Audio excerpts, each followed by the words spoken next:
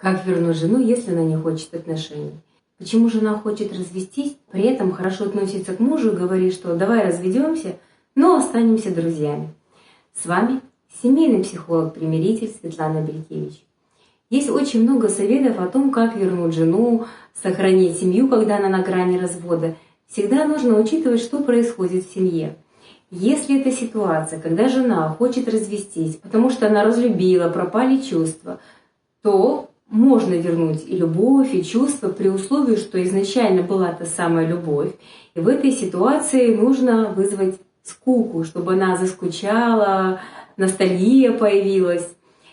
Ситуации, где есть третий лишний любовник или любовница, там другой подход. Есть советы, когда нужно снять жену с довольствия, то есть лишить каких-то материальных благ и выгод. А другие стратегии, наоборот, говорят, что мы финансовую сферу не трогаем. То есть мы всегда учитываем, что происходит в семье. Есть особая категория семейных кризисов, когда женщина говорит: я к тебе хорошо отношусь. Она говорит даже: я люблю тебя, но я не хочу с тобой отношений. В этих ситуациях следует отличать не хочет отношений и не хочет человека. В психологии есть целое направление — личность и ситуация. То есть когда мы различаем то, что связано с человеком и с особенностями ситуации. Например, человек может хорошо к кому-то относиться, но не хочет с ним отношений. Мы можем хорошо относиться к человеку, с которым работаем, как коллеги, но дружить мы с ним не хотим, то есть каких-то отношений. Но человек он хороший. Между мужчиной и женщиной бывают разные ситуации. Например, женщина хочет отношений с мужчиной, потому что он олигарх и у него много денег. Но как человек он ее не интересует, она там на других засматривается. Или мужчина, у него есть жена и любовница. К любовнице она ему нравится как человек, как женщина. Но отношения он с ней не хочет, поэтому и не разводится. И бывают и другие обстоятельства в целом. То есть можно хотеть отношений, но не хотеть человека. Или хотеть человека, но не хотеть отношений. Счастливы тех, у кого совпадает и отношения хочу с этим человеком, и сами отношения с ним. Но бывает так, что эти вещи, они как-то отделились. Отношения от человека. Когда это бывает? Когда в отношениях где-то что-то пережали.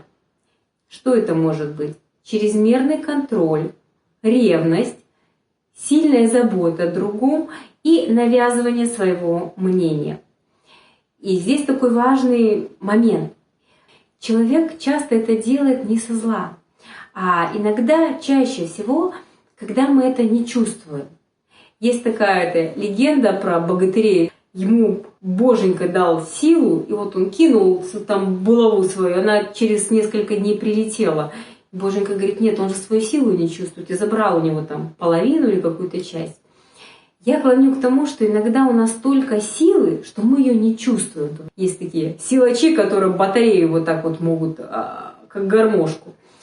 В психологических отношениях есть слишком любящие мужья или жены, когда они пытаются предугадать малейшее движение партнера, позаботиться.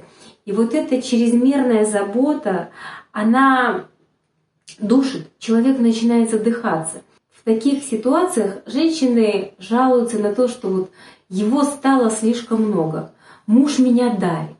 Он говорит: он меня держит. Как держит? Он же к батарее не привязал, или он меня душит. Не физически душит, а как-то эмоционально. Чаще всего его стало слишком много. Объяснения говорят о том, что проблема не в человеке, а в самих отношениях.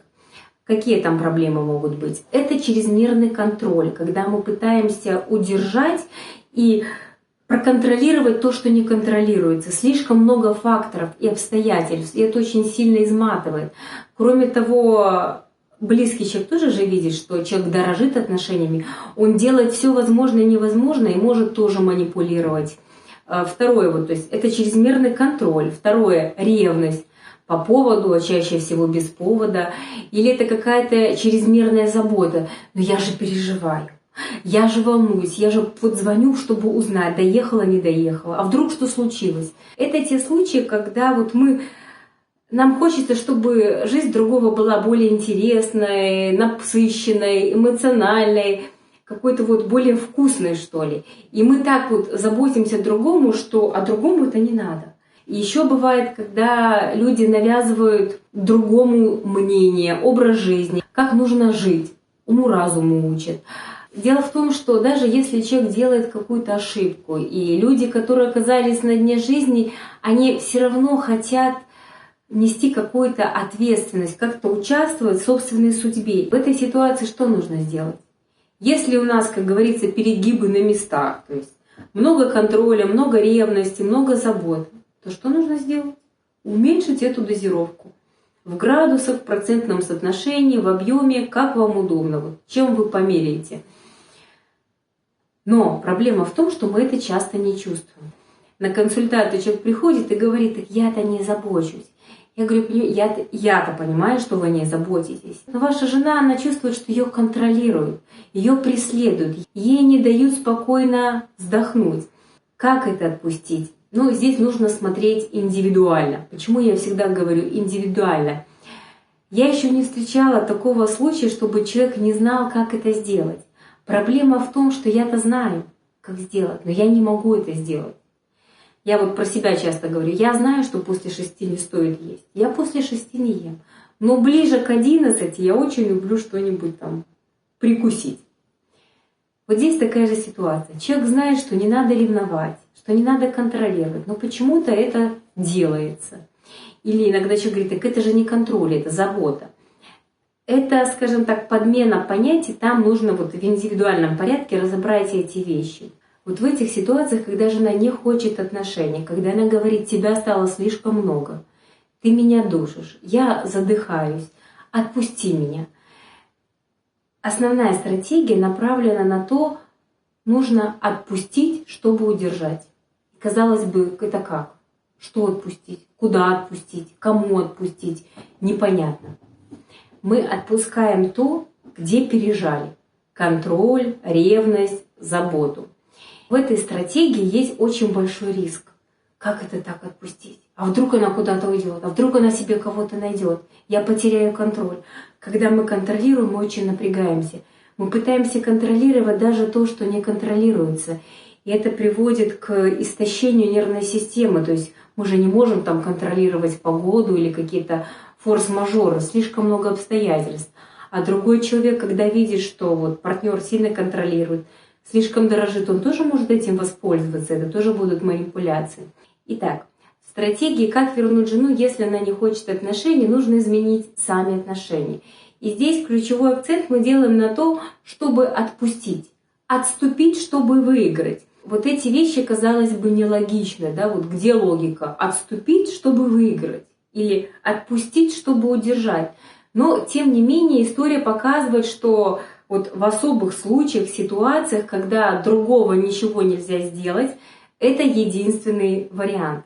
Один из ярких примеров вот такой стратегии в военном деле является Бородино. Вот представьте Кутузов, которому нужно было ставить Москву. И сам царь, он как-то сомневался в нем, да.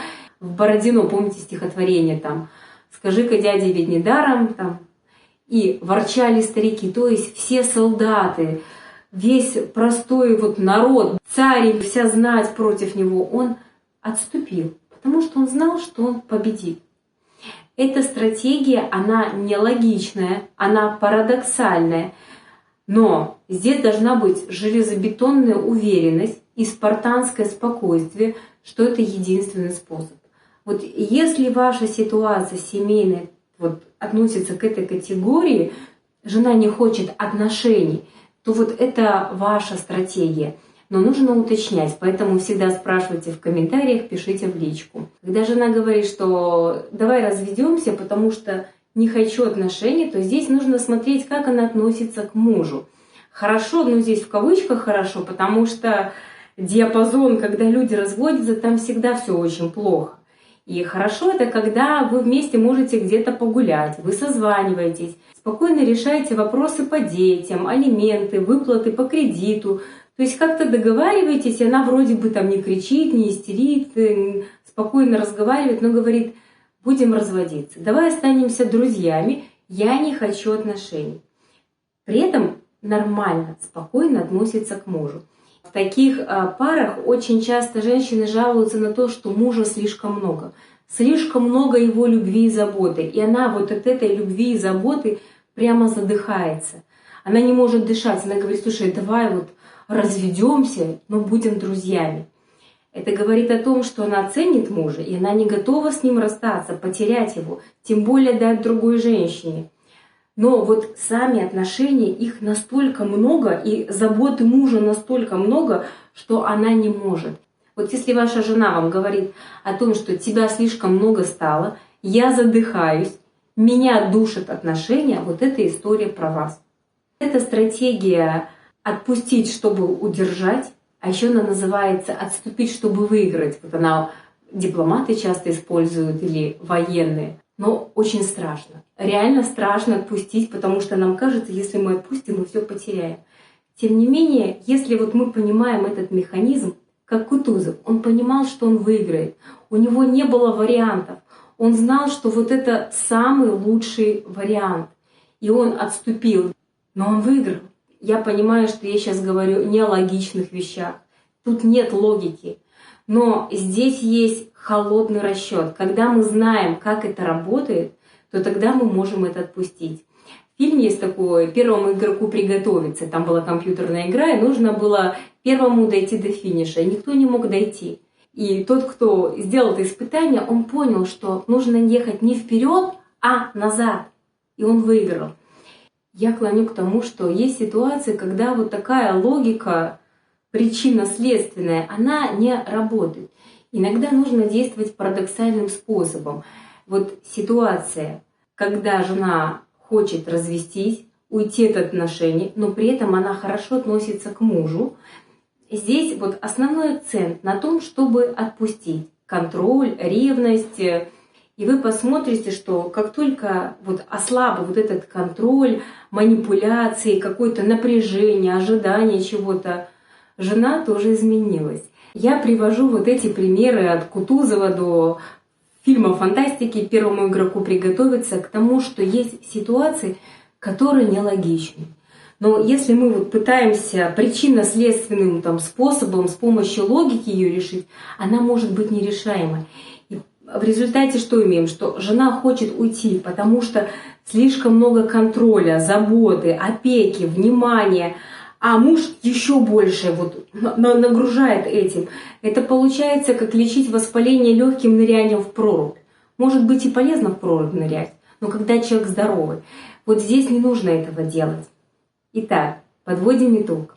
Для того, чтобы использовать какие-то стратегии, советы, всегда учитывайте, что происходит в семье.